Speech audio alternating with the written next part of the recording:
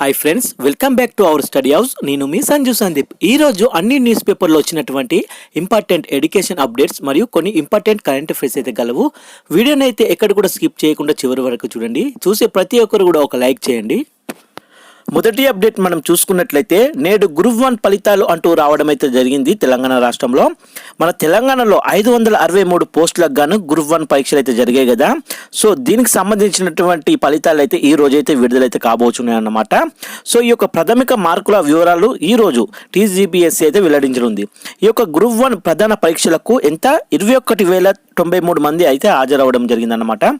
ఈ ఫలితాల వెల్లడిలో భాగంగా తొలుత ప్రధాన పరీక్షల మార్కుల ప్రకటనతో ఈ యొక్క గ్రూప్ 1 తుది నియామక ప్రక్రియ ప్రారంభమైతే కానుంది. అయితే ఆ తర్వాత అభ్యర్థుల నుంచి రీకౌంటింగ్ ఆప్షన్లు అయితే స్వీకరించి ఆ ప్రక్రియ ముగిసిన అనంతరం 1:2 నిష్పత్తిలో జాబితా వెల్లడించనుందన్నమాట టీజీపీఎస్సీ. అభ్యర్థులు సాధించినటువంటి మార్కుల వివరాలను టీజీపీఎస్సీ వెబ్సైట్లో పొందుపరచనున్నట్లు కమిషన్ అయితే తెలిపిందన్నమాట. సో ఈరోజు నేడు గ్రూప్ 1 ఫలితాలు అయితే రాబోతున్నాయి అన్నమాట. సో అందరూ కూడా ఆల్ ద వెరీ బెస్ట్.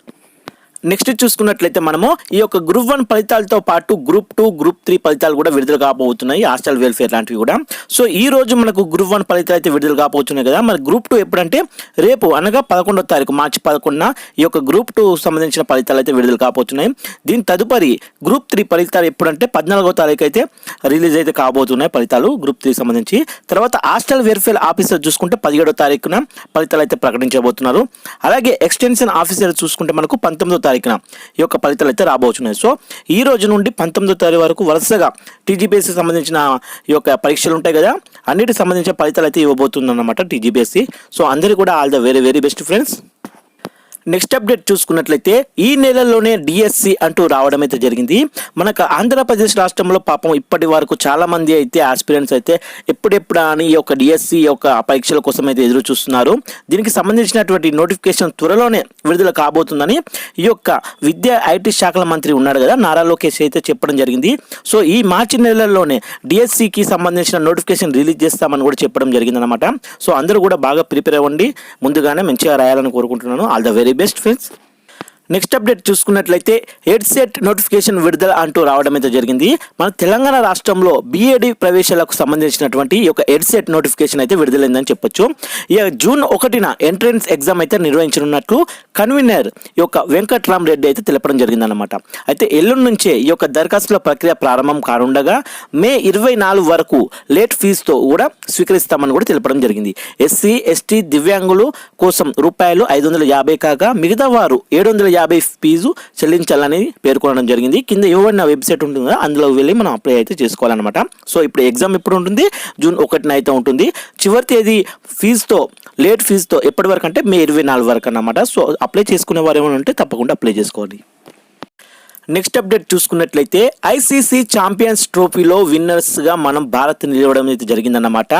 ఇవి మనకు చూసుకున్నట్లయితే మనకు 1998 సంవత్సరంలో విన్నర్ అప్గా ఏం నిలిచిందంటే సౌత్ ఆఫ్రికా, అప్పుడు రన్నర్ అప్గా ఉన్నది వెస్ట్ ఇండీస్ అన్నమాట.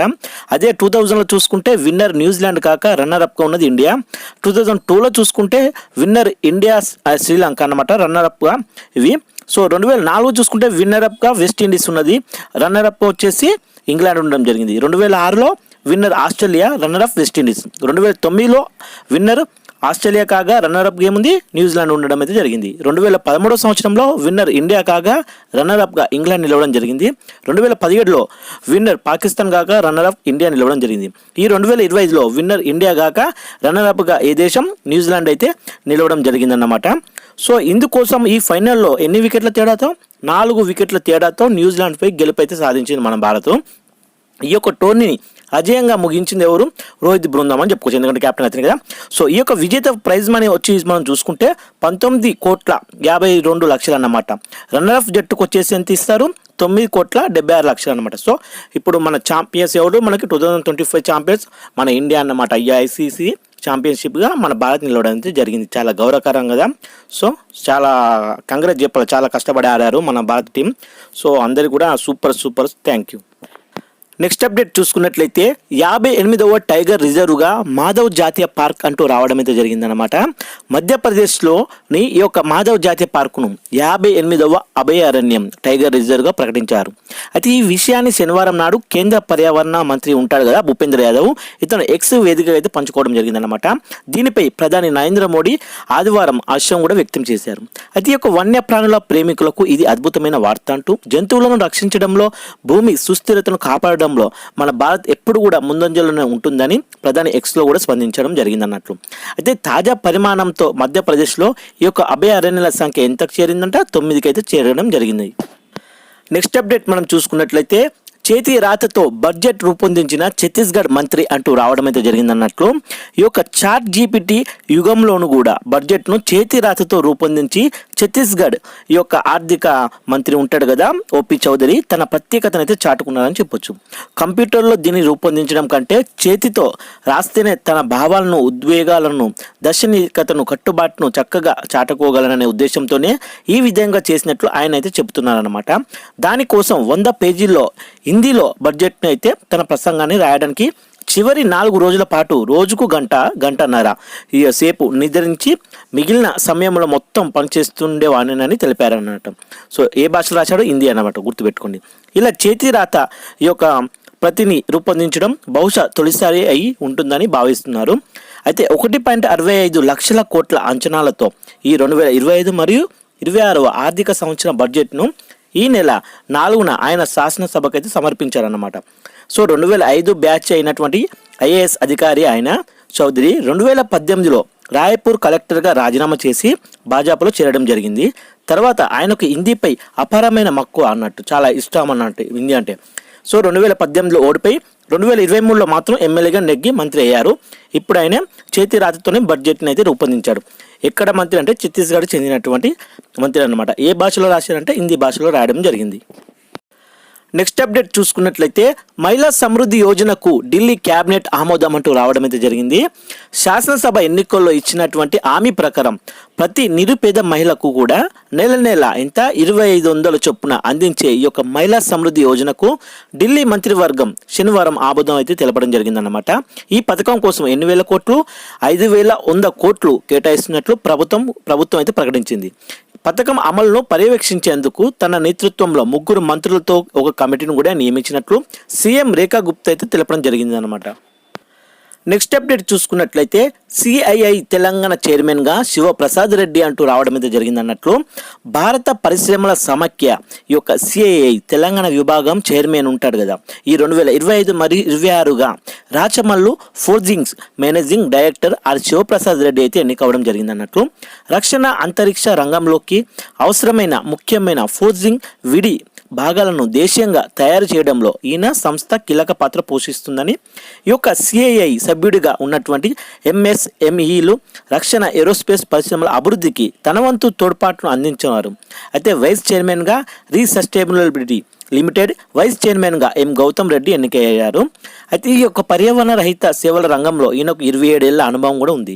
వీరిద్దరి ఏడాది వరకు ఈ పదవులు అయితే కొనసాగనున్నారన్నమాట. నెక్స్ట్ అప్డేట్ చూసుకున్నట్లయితే ప్రభుత్వ ఉద్యోగ నియామక పరీక్షల్లో చిన్నప్పటి లోపానికి కూడా చోటు ఇవ్వరాదంటూ రావడం అయితే జరిగిందన్నమాట. దేశంలో ప్రభుత్వ ఉద్యోగ అవకాశాలు చాలా తక్కువ ఉన్నాయి, కానీ వాటి కోసం ప్రిపేర్ అయ్యి పోటీ పరీక్షలకు హాజరయ్యే వారి సంఖ్య మాత్రం చాలా ఎక్కువ ఉందని సుప్రీంకోర్టు అయితే పేర్కొంది. మనకు కూడా తెలిసిన విషయమే కదా అది. సో చాలా కాంపిటీషన్ అయితే పెరిగిపోయింది గవర్నమెంట్ జాబ్లకి. అయితే ఇటువంటి గవర్నమెంట్ జాబ్లకు కాంపిటీషన్ పెరిగిపోయి ఇలాంటి స్థితిలో ఉన్నప్పుడు ఇలా కొంతమంది ఏం లోపాలు జరుగుతున్నాయి కదా, అమ్ముకోవడం ఇలాంటివి జరుగుతున్నాయి కదా, దీనివల్ల ఆ యొక్క విశ్వసనీయతను వారి విశ్వాసం కోల్పోతున్నారు, పవిత్రతను దెబ్బతీస్తుంది. సో దీని మీద జస్టిస్ సంజయ్ కరోల్, జస్టిస్ ఆవు సానుద్దీన్ అహమనుల్లా ధర్మాసనం అభిప్రాయపడింది అన్నమాట. ఇలాంటి జరగకుండా చూసుకోవాలి, చిన్న లోపానికి కూడా చోటు ఇవ్వరాదు, జాగ్రత్త చూడాలి అని చెప్పడం జరిగిందనమాట. ఈ అక్రమాలు వేల మంది అభ్యర్థులపై సమాజంపై ప్రభావం చూపుతాయని కూడా తెలిపింది.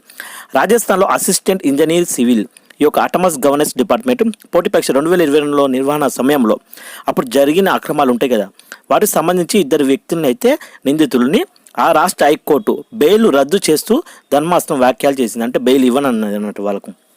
ఒక నిందితుడు మరొక అభ్యర్థి తరపున పరీక్షకు హాజరు కాగా అంటే ఒక్కరు రాయాల్సిన ఎగ్జామ్ని ఇంకొకరు రాశారన్నమాట. అప్పుడు సో ఇంకొక నిందితుడు హాల్ టికెట్ హాజరు పత్రాలపై ఉన్న ఫోటోలు మార్చి సహకరించాడంటూ ఈ యొక్క ఎఫ్ఐఆర్ దాఖలైందన్నట్టు. అప్పుడు ఈ యొక్క మంజూరైన బెయిల్ని సాధారణంగా రద్దు చేయాలని అయితే కేసు ప్రత్యేకత దృష్ట్యా ఈ నిర్ణయం తీసుకున్నట్లు సుప్రీంకోర్టు ధర్మాసనం అయితే వివరించడం జరిగిందనమాట.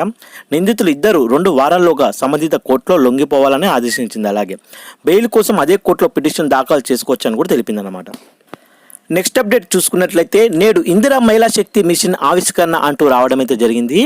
అంతర్జాతీయ మహిళా దినోత్సవం సందర్భంగా అయితే మార్చి 8న హైదరాబాద్ పరేడ్ గ్రౌండ్ ఉంటుంది కదా, ఈ యొక్క పరేడ్ గ్రౌండ్లో 1,00,000 మందితో ప్రభుత్వం సభ నిర్వహించిందన్నమాట. ఈ సందర్భంగా ఇందిరా మహిళా శక్తి మిషన్ని 2025ను సీఎం రేవంత్ రెడ్డి అయితే ఆవిష్కరించారు. ఈ యొక్క సెల్ఫ్ మోపాలను విలీనం చేసి 1 కోటి మంది మహిళలకు రూపాయలంతా 1,00,000 కోట్ల రుణం అందించడమే దీని ఉద్దేశం అన్నమాట. ఈ యొక్క మహిళల ఆధ్వర్యంలో 150 అద్దె బస్సులను అలాగే 31 జిల్లాల్లో పెట్రోల్ బంకులను సీఎం అయితే ప్రారంభించారనమాట. ఈ యొక్క రుణ బీమా ప్రమాద బీమా చెక్కులను కూడా అందించారు.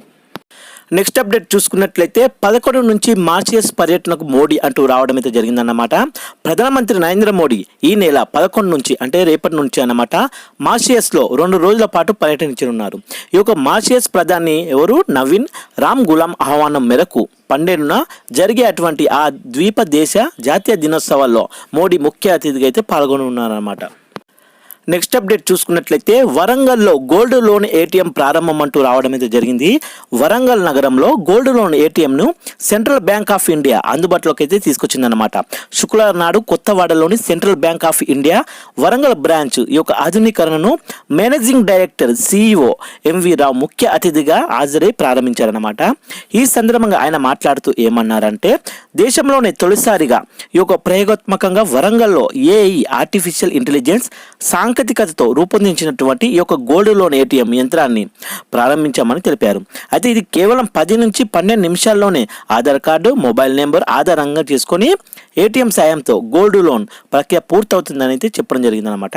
బంగారు ఆభరణాలు మిషన్లోని బాక్సుల్లో వేస్తే నాణ్యత బరువుని సాంకేతిక ద్వారా గుర్తించి ఆ రోజు ఉన్న మార్కెట్ ధర ప్రకారం ఈ యొక్క చెల్లింపులు ఉంటాయని కూడా తెలిపారు. అయితే 10% డబ్బులు ఏటీఎం ద్వారా వస్తాయని మిగతా నగదు అయితే ఖాతాలో జమ అవుతుందని పేర్కొన్నారన్నమాట. వినియోగదారులు సెంట్రల్ బ్యాంక్ ఆఫ్ ఇండియా ఖాతాదారులు అయి ఉండాలని కూడా చెప్పారు. అది ఈ యంత్రం వల్ల బ్యాంకు సిబ్బందికి ఖాతాదారుడికి సమయం ఆదా అవుతుందని కూడా చెప్పడం జరిగింది. ఇది విజయవంతమైతే కనుక దేశంలోని మిగతా ప్రాంతాల్లో కూడా ఏర్పాటు చేస్తామని అధికారులు అయితే తెలపడం జరిగింది. అంటే బ్యాంక్ అధికారులు వివేక్ కుమార్ రాజాసింగ్ కృష్ణ మోహన్ గోపీనాథ్ సిబ్బంది పాల్గొన్నారు. అంటే ఇక బ్యాంకు పోయి టైం వేస్ట్ చేసుకోవడం లైన్లో నిలబడడం అంత అవసరం లేదన్నమాట. దీనివల్ల ఏంటంటే తొందరగా ఒక 10-12 నిమిషాల్లోనే అయిపోతుంది. మనం చెప్తే ఆ మనీ ఎంత వస్తుంది, ఆ బంగారం విలువ ఎంత చూపిస్తుంది అన్నీ చూపిస్తుంది అనమాట. అందులోనే ఇది ఎక్కడ ప్రారంభమైంది, ఇప్పుడు మనకు వరంగల్లో అయితే ఈ యొక్క గోల్డ్ లోన్ ఏటీఎం అయితే ప్రారంభించారు. తెలంగాణలో ఇటీవల గోల్డ్ లోన్ ఏటీఎం ఎక్కడ ఏ జిల్లాలో ప్రారంభించారు అంటే వరంగల్లో ప్రారంభించారు, కొత్తపేటలోని గుర్తుపెట్టుకోండి. నెక్స్ట్ అప్డేట్ మనం చూసుకున్నట్లయితే ఎన్ఎండిసి పూర్తి స్థాయి సీఎండిగా అమితావ్ ముఖర్జీ అంటూ రావడం అయితే జరిగిందన్నట్లు. ఈ యొక్క NMDC limited chairman managing director సీఎండిగా ఎవరు అమితావ్ ముఖర్జీ యొక్క పదవి బాధ్యతలు అయితే చేపట్టారన్నమాట. 2023 మార్చి నుంచి ఇప్పటి వరకు ఆయన అదనపు ఛార్జీతో సీఎండి బాధ్యతలు అయితే నిర్వహించారు. తాజాగా పూర్తి స్థాయి సీఎండిగా నియమితులయ్యారన్నమాట. ఎవరు అమితావ్ ముఖర్జీ. అయితే ఈ యొక్క IRSA Indian railway account service అంటే 1996 బ్యాచ్కు చెందిన ఆయన కేంద్ర ప్రభుత్వంలో ఎన్ఎండిసిలో వివిధ హోదాల్లో అయితే పనిచేయడం జరిగిందనమాట.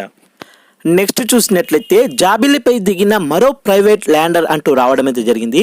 అయితే అమెరికాకు చెందిన ఒక ప్రైవేట్ కంపెనీ ఉంటుంది కదా, ఇది ఇంట్యూటివ్ మెషిన్స్ ప్రయోగించిన అథినా ల్యాండర్ ఈ యొక్క చంద్రుడు దక్షిణ ధ్రువం వద్ద గురువారం నాడు ల్యాండ్ అయింది అన్నట్లు. అయితే అది నిటారుగా సరైన స్థితిలోనే దిగిందా లేదా అన్నది తెలియరాకపోవడంతో ఉత్కంఠ అయితే నెలకొందని చెప్పొచ్చు. అయితే చంద్రుడిపై ప్రయోగాల కోసం అథీనా ఒక థ్రిల్లింగ్ యంత్రం డ్రోన్ 2 రోవర్లను మోసుకెళ్ళింది. అయితే జాబిల్లిపైకి ఇంట్యూటివ్ మిషన్స్ దాదాపు ఏడాది కిందట పంపిన వ్యోమనౌక సరైన స్థితిలో దిగడం విఫలమైందన్నమాట. అయితే అమెరికాకి చెందిన మరో ప్రైవేట్ కంపెనీ ఈ యొక్క ఫైర్ ఫ్లై ఈ యొక్క ఏరోస్పేస్ గత ఆదివారం జాబిల్లిపై ఓ ల్యాండర్ను సాఫీగా దింపిన సంగతి గమనార్హం. నెక్స్ట్ అప్డేట్ చూసుకున్నట్లయితే న్యాయశాఖ కార్యదర్శిగా అంజు రాటి రాణా అంటూ రావడం అయితే జరిగిందన్నమాట. ఈ పదవి చేపట్టిన తొలి మహిళగా రికార్డ్ అయితే సృష్టించారు. ఎవరు? అంజు రాటి రాణా. అయితే భారత న్యాయ సేవల అధికారి అంజు రాటి రాణా బుధవారం నాడు న్యాయశాఖ కార్యదర్శిగా అయితే నియమితులయ్యారన్నమాట. ఈ పదవి చేపట్టిన తొలి మహిళగా ఆమె చరిత్రలోకి ఎక్కారు. అంతకుముందు ఈ పదవిలో ఎవరు? ఐఏఎస్ అధికారి అయినటువంటి నితిన్ చంద్ర బాధ్యతలు నిర్వహించారు. కొద్ది నెలల క్రితం ఆ పోస్టు ఖాళీ కావడంతో ఆ స్థానంలో అంజు నియమితులయ్యారన్నమాట. ఢిల్లీ ప్రభుత్వంలో పబ్లిక్ ప్రాసిక్యూటర్గా 18 ఏళ్లు సేవలు అందించినటువంటి అంజు న్యాయ మంత్రిత్వ శాఖలో సంయుక్త కార్యదర్శిగా చేరి తాజాగా పదోన్నతిని అయితే పొందడం జరిగింది. నెక్స్ట్ అప్డేట్ చూసుకున్నట్లయితే వివిధాతాక అమృత్ మహోత్సవ్ను ప్రారంభించిన రాష్ట్రపతి ద్రౌపది ముర్ము అంటూ రావడం అయితే జరిగింది. ఈ వివిధాతాక అమృత్ మహోత్సవ్ 2వ ఎడిషన్ రాష్ట్రపతి ద్రౌపది ముర్ము బుధవారం నాడు అయితే ప్రారంభించారనమాట. ఈ కార్యక్రమము దక్షిణ భారతదేశానికి చెందిన కళలు, సంస్కృతిని ప్రజల అవగాహన చేసుకునేందుకు దోహదపడుతుందని తెలపడం జరిగింది. అలాగే ఈ ఉత్సవాన్ని దేశ సుసంపన్న వైవిధ్యాన్ని ప్రదర్శించేందుకు, వేడుక చేసుకునేందుకు రాష్ట్రపతి భవన్లోనే నిర్వహిస్తున్నారన్నమాట. రెండోసారి నిర్వహిస్తున్న ఈ కార్యక్రమంలో ఈసారి దక్షిణ భారత రాష్ట్రాలపై దృష్టి సారించినట్లు ఒక అధికార ప్రకటన అయితే తెలిపింది. అయితే ఈ వివిధాతాక అమృత్ మహోత్సవ్ 2వ దశ కార్యక్రమంతో ఆంధ్రప్రదేశ్, కర్ణాటక, కేరళ, తమిళనాడు, తెలంగాణ సహా కేంద్ర పాలిత ప్రాంతాల్లో అయిన లక్షద్వీప్, పుదుచ్చేరి చైతన్యవంతమైన సంస్కృతిని ప్రజల అవగాహన చేసుకోవచ్చని రాష్ట్రపతి అయితే వ్యాఖ్యానించడం జరిగిందనమాట. ఇందులో 500 మంది కళాకారులు, చేనేతకారులు పాల్గొంటున్నారని, ఈ వేడుకల్లో ప్రజలంతా భాగస్వాములు అవ్వాలని పిలుపునిచ్చారన్నమాట. నెక్స్ట్ అప్డేట్ చూసుకున్నట్లయితే ప్రధానమంత్రి ధన్ ధ్యాన్ కృషి యోజన స్కీమ్ అంటూ రావడం జరిగింది. దేశంలో తక్కువ పంట దిగుబడి, ఉత్పాదకత తక్కువ ఉన్న వెనుకబడిన జిల్లాల్లో ఈ రైతుల ప్రోత్సాహం అందించేందుకు గాను కేంద్ర ప్రభుత్వం ఈ 2025 మరియు 26 బడ్జెట్లో PM ధన్ ధ్యాన్ కృషి యోజన పథకం ప్రారంభించిందనమాట. అది పథకంలో భాగంగా దేశవ్యాప్తంగా ఎంత తొలుత ఎంపిక చేసిన 100 జిల్లాలు అన్నమాట. ఈ 100 జిల్లాల్లో వ్యవసాయ శాస్త్రవేత్తల పంట పొలాలను పరిశీలించి ఈ భూసార పరీక్షలు నిర్వహించాలని వ్యవసాయ శాఖ అధికారులకు కేంద్ర ప్రభుత్వం ఆదేశాలు కూడా జారీ చేసిందన్నట్లు. ఈ ఆకాంక్ష జిల్లాల కార్యక్రమం నుంచి ప్రేరణ పొంది రాష్ట్ర ప్రభుత్వాల భాగస్వామ్యంతో ప్రధానమంత్రి ధన్ ధ్యాన్ కృషి యోజనను అమలు చేయాలని కేంద్ర బడ్జెట్లో ప్రకటించింది అన్నట్లు. అయితే మరి ఈ పథకం వల్ల దేశవ్యాప్తంగా సుమారు ఎంత 1.7 కోట్ల మంది రైతులు లబ్ధి పొందనున్నారన్నమాట. అలాగే పంచాయతీ బ్లాక్ స్థాయిలో పండించిన పంట నిల్వను పెంచడం ద్వారా 1.7 కోట్ల మంది గ్రామీణ రైతులకు కూడా లబ్ధి చేకూరడం గమనార్హం అంటారు. అలాగే గ్రామీణ ఆర్థిక వ్యవస్థకు ఊతమిచ్చే అవకాశాలను కూడా సృష్టించడం దీని లక్ష్యాలన్నమాట. నెక్స్ట్ చూసినట్లయితే మార్చి 11న ప్రపంచ పారా అథ్లెటిక్స్ ఆరంభం అంటూ రావడం జరిగింది. ప్రపంచ పారా అథ్లెటిక్స్ గ్రాండ్ ఫినాలే మార్చి 11న ఢిల్లీలో ఆరంభం అయితే కాబోతుందన్నమాట. 20 దేశాలు బరిలో ఉన్న ఈ పోటీలకు ఢిల్లీలోని జవహర్ లాల్ నెహ్రూ స్టేడియం వేదిక అయితే కానుందన్నమాట. భారత్తో పాటు Germany, Japan, Australia, Saudi Arabia, Brazil, Russia, Kazakhstan, Uzbekistan తదితర దేశాలు కూడా ఈ టోర్నీలో ఆడుతున్నాయి. అయితే ప్రపంచ గ్రాండ్ ప్రీ టోర్నమెంట్ను నిర్వహించడం పారా అథ్లెటిక్స్ పట్ల భారత్కు ఉన్నటువంటి అంకిత భావానికి నిదర్శనం అని చెప్పొచ్చు. అయితే భవిష్యత్తులో మరిన్ని అంతర్జాతీయ టోర్నీలు కూడా మన దేశానికి రావడానికి ఇది దోహదం చేస్తుందని భారత పారాలింపిక్ కమిటీ అధ్యక్షుడు దేవేంద్ర బజారి అయితే చెప్పాడు. నెక్స్ట్ చూసినట్లయితే ప్లాస్టిక్ వాడితే 5,000 జరిమానా అంటూ రావడం అయితే జరిగింది. సింగిల్ యూజ్ ప్లాస్టిక్ వాడినా అమ్మినా 5,000 జరిమానా విధిస్తామంటూ నోయిడా అథారిటీ సోమవారం ప్రకటించిందన్నమాట. ఈ ప్లాస్టిక్ వేస్ట్ మేనేజ్మెంట్ రూల్స్ 2022లో భాగంగా మార్చి 1 నుంచి కొత్త నిబంధనలు అమల్లోకి తీసుకొస్తున్నామని నోయిడా అథారిటీ ప్రజా ఆరోగ్య విభాగం జనరల్ మేనేజర్ SP సింగ్ అయితే తెలిపారు. 120 మైక్రాన్ల కన్నా తక్కువ మందం కలిగిన ఈ plastic bags, balloon sticks, plastic జెండాలు, క్యాండిల్స్ స్టిక్స్, అలాగే చెంచాలు, స్ట్రాలు, సిగరెట్లు, స్వీట్ డబ్బాలకు చుట్టేవి వీటన్నిటిని కూడా నిషేధిస్తున్నట్లు కూడా చెప్పారు. నెక్స్ట్ అప్డేట్ చూసుకున్నట్లయితే IRCTC, IRFCలకు నవరత్న హోదా అంటూ రావడం అయితే జరిగింది. ప్రభుత్వ రంగ సంస్థలైనటువంటి IRCTC అలాగే IRFCలకు నవరత్న హోదాను కల్పిస్తూ కేంద్ర ప్రభుత్వం నిర్ణయం అయితే తీసుకుందన్నట్లు. దీంతో నవరత్న హోదా కలిగిన సంస్థల సంఖ్య ఎంతకు చేరుకున్నాయి? 26కి అయితే చేరుకోవడం జరిగింది. అయితే ఆయా సంస్థల ఆర్థిక స్థితిగతులు, ఆదాయ లాభాల అర్జన ఆధారంగా కేంద్రం నవరత్న హోదాన్ని ఇస్తుందన్నమాట. దీంట్లో భాగంగానే 2023-24 ఆర్థిక సంవత్సరానికి గాను ఐఆర్సిటిసి ఎంత 4,270 కోట్ల వార్షిక ఆదాయాన్ని, ఐఆర్ఎఫ్సిటి 26,644 కోట్ల ఆదాయాన్ని గడించాయన్నమాట. అయితే ఈ రెండు సంస్థలకు గాను కేంద్ర మంత్రి ఎవరు మనకు అశ్విని వైష్ణవ్ కదా శుభాకాంక్షలు తెలియజేశారు. నవరత్న హోదా కలిగిన ఈ యొక్క పిఎస్సిలు పెట్టుబడులు నిర్వహణపై నిర్ణయం తీసుకునే అవకాశం ఉంటుంది. అయితే కంపెనీ నికర విలువలో 15% లేదా 1000 కోట్ల వరకు పెట్టుబడి ప్రతిపాదనకు కేంద్ర ప్రభుత్వం అనుమతి తీసుకోవాల్సిన అవసరం అయితే ఉండదన్నమాట. నెక్స్ట్ అప్డేట్ చూసుకున్నట్లయితే దృష్టిలోపం ఉన్నవారు న్యాయ సేవల ఉద్యోగులకు అర్హులే అంటూ సుప్రీంకోర్టు ఇవ్వడం జరిగిందనమాట. దృష్టిలోపం ఉన్న వాళ్ళు ఉంటారు కదా వ్యక్తులు, అయితే న్యాయ సేవల్లో ఉద్యోగ అవకాశాలని నిరాకరించలేమంటూ సుప్రీంకోర్టు కీలక తీర్పునైతే వెలువరించింది. అయితే తమ న్యాయ సేవల్లో అటువంటి అభ్యర్థులకు కొన్ని రాష్ట్రాలు కోట మంజూరు చేయకపోవడంపై ఈ యొక్క సుమోటో కేసు సహా 6 పిటిషన్లపై తీర్పును గత ఏడాది డిసెంబర్ 3న జస్టిస్ జేబీ పార్దివాలా అలాగే జస్టిస్ ఆర్ మహాదేవన్లతో కూడినటువంటి ధర్మాసనం రిజర్వ్ ఇచ్చిందన్నమాట. అయితే న్యాయ సేవల ఉద్యోగుల భర్తీలో పాల్గొనాలనుకునే దివ్యాంగులు ఎలాంటి వివక్ష ఎదుర్కోవాల్సిన అవసరం లేదని, ఈ మేరకు ప్రభుత్వం నిర్ణయాత్మక చర్యలు తీసుకోవాలని, సమ్మిళిత విధి విధానాలను రూపొందించాలని సోమవారం నాడు తీర్పునిస్తూ ప్రకటించిందనమాట. జస్టిస్ మహాదేవన్ పేర్కొన్నారు. ఈ దృష్టిలోపం ఉన్నవారికి ఉద్యోగాలను నిరాకరించే మధ్యప్రదేశ్ జ్యుడిషియరీ సర్వీసెస్ నిబంధనలను కూడా కొట్టివేసింది. నెక్స్ట్ చూసినట్లయితే ఇక్రిషాట్ డీజీగా హిమాన్షు పటక్ అంటూ రావడం అయితే జరిగింది. అంతర్జాతీయ మెట్ట పంటల వ్యవసాయ పరిశోధన సంస్థ అయినటువంటి ఇక్రిషాట్ కొత్త డైరెక్టర్ జనరల్గా ఎవరు వచ్చారు? డాక్టర్ హిమాన్షు పటక్ పదవి బాధ్యతలు అయితే స్వీకరించారన్నమాట. గురువారం ఇక్రిషాట్లో జరిగినటువంటి కార్యక్రమంలో ఆయన అధికారికంగా స్వాగతించారు. భారత్ విదేశాల్లోని ఇక్రిషాట్ భాగస్వాములు ప్రత్యక్షంగా వర్చువల్గా ఈ కార్యక్రమంలో పాల్గొన్నారన్నమాట. అయితే ఈ సందర్భంగా డాక్టర్ హిమాన్షు పటక్ మాట్లాడుతూ ఏమన్నారంటే, వాతావరణ మార్పులు, జనాభా పెరుగుదల, అభివృద్ధి, ఈ యొక్క నిధుల మారుతున్న స్వరూపం వంటి అంశాలను ఎదుర్కొంటూ వ్యవసాయ రంగాన్ని ముందుకు తీసుకెళ్లడంలో ఇక్రిషాట్ కీలక భూమిక పోషించనుందని పేర్కొన్నారు. అయితే ఈ కీలక సమయంలో ఇక్రిషాట్ను నడిపించే అవకాశాన్ని పొందడం ఈ యొక్క భాగ్యంగా భావిస్తున్నానని పటక్ అయితే చెప్పుకొచ్చారనమాట. ఈ యొక్క ఇంటీరియం డైరెక్టర్ జనరల్గా వివరించినటువంటి స్టాన్ఫర్డ్ బ్లేడ్కు ఈ సందర్భంగా ఆయన కృతజ్ఞతలు కూడా తెలిపారు. నెక్స్ట్ అప్డేట్ చూసుకున్నట్లయితే నారీ శక్తితో వికసిత్ భారత్ అంటూ రావడం అయితే జరిగింది. నారీ శక్తితో వికసిత్ భారత్ అనే నినాదంతో శనివారం అంతర్జాతీయ మహిళా దినోత్సవం జరపాలని కేంద్ర ప్రభుత్వం అయితే నిర్ణయించుకుందన్నమాట, జరిపింది కూడా. అయితే ఆ రోజున ఢిల్లీలోని విజ్ఞాన్ భవన్లో రాష్ట్రపతి ద్రౌపది ముర్ము సమక్షంలో ఈ యొక్క జాతీయ గోష్ఠి జరుగుతుందని కేంద్ర మహిళా శిశు సంక్షేమ శాఖ మంత్రి అయినటువంటి అన్నపూర్ణ దేవి ఉన్నారు కదా, ఆమె గురువారం ఒక వీడియో సందేశంలో తెలపడం జరిగిందన్నట్టు.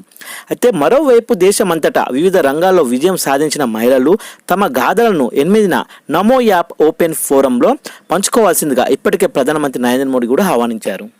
నెక్స్ట్ చూసినట్లయితే సుప్రీంకోర్టు జడ్జిగా జోయ్ మాల్యా బగ్చి అంటూ రావడం అయితే జరిగింది. కలకత్తా హైకోర్టు న్యాయమూర్తి జస్టిస్ ఈ యొక్క జోయ్ మాల్యా బగ్చిని సుప్రీంకోర్టు జడ్జిగా నియమించాలని కొలిజియం గురువారం నాడు సిఫార్సు అయితే చేయడం జరిగిందనమాట. భారత ప్రధాన న్యాయమూర్తి అయినటువంటి జస్టిస్ సంజీవ్ ఖన్నా నేతృత్వంలోని 5 సభ్యుల కొలిజియం ఈ సిఫార్సును అయితే చేసింది అన్నట్టు. అదే ఈ సిఫార్సును కేంద్ర ప్రభుత్వం ఆమోదిస్తే ఆయన సుప్రీంకోర్టు న్యాయమూర్తిగా 6 ఏళ్లకు పైగా పనిచేస్తారు. భారత ప్రధాన న్యాయమూర్తి పదవిని చేపట్టే అవకాశం కూడా ఉంటుందన్నమాట. నెక్స్ట్ చూసుకున్నట్లయితే విద్యపై ఖర్చు తీసికట్టు అంటూ దేశ బడ్జెట్లో విద్యారంగంపై చేసే వ్యయం తీసికట్టుగా ఉంటుందని, కేంద్ర ప్రభుత్వం చేసే ఖర్చు జీడిపిలో 0.3 మరియు 0.4% మధ్యలో ఉంటుందని తప్ప అంతకు మించి పెరగడం లేదంటూ, కేంద్రంతో పోలిస్తే రాష్ట్ర ప్రభుత్వాలే విద్యారంగంపై కాస్త అధిక వ్యయం చేస్తున్నాయని, కానీ అది కూడా జీడిపిలో 2.5, 2.7% మధ్య ఉంటుందని, జాతీయ విద్యా విధానం ప్రకారం రాష్ట్రాలు చేసే ఖర్చు జీడిపిల శాతం వరకు ఉండాలని చెప్పడం జరిగిందనమాట. మనం ఒకసారి చూసుకుంటే సంవత్సరాలు మరియు ఆ యొక్క జీడిపిలో రాష్ట్రాలు కేంద్రాల వ్యయం చూసుకుంటే 2020 మరియు 2021 సంవత్సరం కానీ రాష్ట్రాల వ్యయం 2.7గా ఉండగా కేంద్ర వ్యయం 0.4గానే ఉంది. 2021-2022 సంవత్సరానికి గాను రాష్ట్రాల వ్యయం 2.5గా ఉండగా కేంద్ర వ్యయం 0.3గా ఉన్నది. 2022 మరియు 2023 సంవత్సరానికి గాను రాష్ట్రాల వ్యయం 2.5గా ఉండగా కేంద్ర వ్యయం 0.4గా అయితే ఉండడం జరిగింది. 2023 సంవత్సరం 2024 గాను రాష్ట్రాల వ్యయం చూస్తే 2.6గా ఉంటే కేంద్ర వ్యయం మాత్రం 0.4గానే ఉంది. అదే 2024 మరియు 2025 సంవత్సరం కానీ రాష్ట్రాల వ్యయం చూస్తే 2.6గా ఉంటే కేంద్ర వ్యయం 0.3గానే ఉండడం జరిగిందన్నమాట. నెక్స్ట్ చూసుకున్నట్లయితే కెనడా నూతన ప్రధానిగా ఎవరు వచ్చారు? ఇప్పుడు మార్క్ కార్నీ అయితే రావడం అయితే జరిగింది. కెనడా నూతన ప్రధానిగా ఎవరు? మార్క్ కార్నీ అయితే ఎన్నిక అవ్వడం జరిగిందనమాట. ఆదివారం నాడు స్థానిక కాలమానం ప్రకారం లిబరల్ పార్టీ ఓటింగ్ నిర్వహించింది. దీంతో మాజీ ఆర్థిక మంత్రి క్రిస్టియా ఫిన్లాండ్ను ఓడించి పార్టీ నూతన సారథిగా అయితే ఎన్నికయ్యారనమాట. ఎవరు ఇప్పుడు కెనడా నూతన ప్రధానిగా ఎవరు వచ్చారు? మార్క్ కార్నీ అని గుర్తుపెట్టుకోండి. నెక్స్ట్ అప్డేట్ చూసుకున్నట్లయితే ఉద్యోగులకు వయో పరిమితి పెంపు అంటూ రావడం అయితే జరిగింది. ఏపీపీఎస్సీ ఉద్యోగులకు వయో పరిమితిని పెంచుతూ ఆంధ్రప్రదేశ్ ప్రభుత్వం అయితే నిర్ణయం తీసుకుందని చెప్పొచ్చు. అయితే యూనిఫామ్ సర్వీస్కి 2 ఏళ్ళు, నాన్ యూనిఫామ్ సర్వీస్కి అంటే 34 నుంచి 42 ఏళ్లకు ఈ యొక్క వయో పరిమితిని అయితే పెంచింది. సెప్టెంబర్ 30 లోపు జరిగే పరీక్షలకు ఇది వర్తించనుందన్నమాట. అయితే ఏపీపీఎస్తో పాటు పలు ఏజెన్సీలు నిర్వహించే డైరెక్ట్ రిక్రూట్మెంట్ ఉంటాయి కదా పోస్టులు, వాటికి కూడా ఇది అమలు చేయనుందన్నమాట. సో ఇది ఎక్కడ? ఏపీఐ మన ఆంధ్రప్రదేశ్ ప్రభుత్వం అయితే ఈ నిర్ణయం తీసుకుంది పెంచుతూ వయో పరిమితిని. చూశారు కదా ఫ్రెండ్స్, ఈరోజు అన్ని న్యూస్ పేపర్లు వచ్చినటువంటి ఇంపార్టెంట్ ఎడ్యుకేషన్ అప్డేట్స్ మరియు కొన్ని ఇంపార్టెంట్ కరెంట్ అఫైర్స్ అయితే. వీడియో నచ్చితే మాత్రం అలా చూసి వెళ్ళిపోకుండా ప్లీజ్ ఒక లైక్ చేయండి, షేర్ చేయండి, సబ్స్క్రైబ్ చేసుకోవడం మాత్రం మర్చిపోకండి ఫ్రెండ్స్. Thank you friends. జై హింద్.